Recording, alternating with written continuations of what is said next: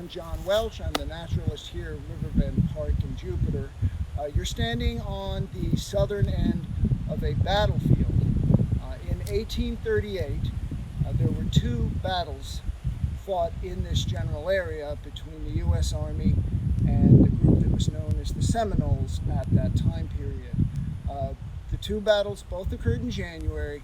The first one was January 15th of 1838, when Leavenworth's naval detachment came up, coming down the Indian River. They came up the Southwest Fork.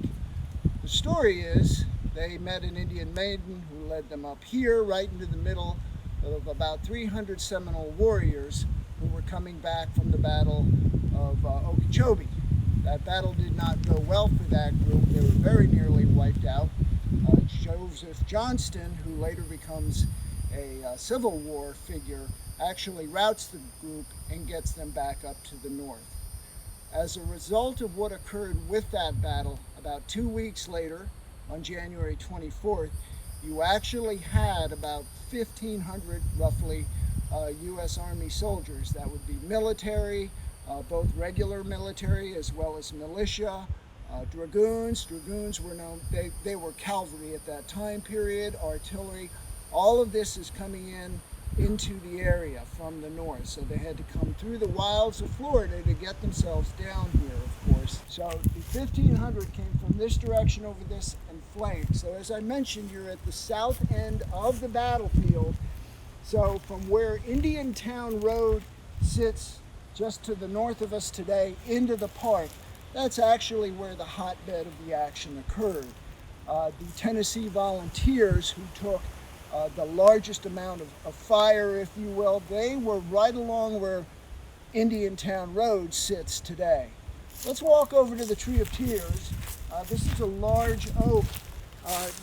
Mott mentions in his book, Joseph Mott, that the dead and wounded at the end of the battle were brought up beneath the branches of a huge spreading oak. We use this tree essentially to tell the story. There are a lot of middens and the like here in the park, so this is one of the spots. The other thing that's interesting is beyond it, just to the west side of it, the land slopes down into a slough. So when the Army came, of course, they came from the northwest. They had to cross through all the sawgrass, all the wetness, through the slough, and eventually they had to cross the river. So this was a challenge for them.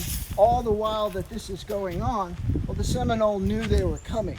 So when they approached, the Seminole actually went about 5 miles out and engaged them in fire to lure them in. They had all of this set up because this was their home territory, so they used all the natural defenses to their advantage. So the tree we see over here, it's got a fence around it today because it is, of course, very old. It's nearing the end of its life cycle, so we're taking care of it. And the land beyond it, you can't really see it, but you'll see where the tree line is thicker there. That's actually the remnants of the slough that ran through here. If you don't know what a slough is, basically it's kind of a more woodier area where the water runs a little deeper and flows a little more, so you get cypress and trees like that, wetland adapted trees in there. This would have been a tough thing for the Army to have to work their way through. And there is the Tree of Tears. And there's, besides the mound it's sitting on, there are other mounds all around this area, all middens and things like that. Of course, our archaeological history here goes back about 5,000 years. So the Army cartwheeled, if you will. You had a big line, a flank, with the Tennessee Volunteers up here to the north at about Indiantown Road. And then as the battle ensued, they came up onto the river and were actually held down by the Seminole firing on them at the river.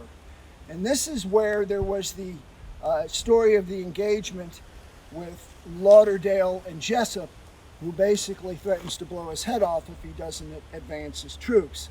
Of course, Lauderdale basically says, I'm either going to die here or die there, so I'm not going anywhere. Enraged, Jessup approaches the river. Come on, men, follow me. And as he turns around, his spectacles are actually shot off his face. He picks those up and realizes nobody's there, so he goes back to the line. So they're trying to cross the river. They're held at the spot. What actually ends this battle is the dragoons under Harney come down around the bend of the river, out of sight of the Seminole, and basically outflank the Seminole. The Seminole are jungle warriors. They realize they're being outflanked, so they retreat. They get their women and their children, and they retreat to the south. That's what ends this battle, essentially. So a great deal of people, we can't tell you how many Seminole were killed or wounded because they always removed. And if you ask who won the battle, it depends on who you ask. The Army's job is to take land, essentially. They took the land. But the Seminole also retreated to fight another day. There was no surrender at that point. There was a follow-up to the battle, which was very tough for the Seminole because they actually eventually went to appeal for peace up at, I believe it was Fort Pierce, and Jessup writes to Washington on their behalf to basically say, can't we leave these people be? The word that comes back from Washington is no. So over several days, quite a few hundred of the Seminole are actually held under a white flag of truce. They're taken prisoner and eventually headed out to the West Coast to around the Tampa area, set on ships, sent over to New Orleans, and hiked from there out to what we would call Oklahoma today, which was Indian reservation territory at the time. So that's sort of a synopsis of what occurred out here. As I say, it's all natural trails. The stones that you see here, if you come out and walk in the park, there are a number of stones that denote the different parts of the story, if you will, as you go around. So if you have questions, stop by at the office, come see us when we're through all of this, and have a good day.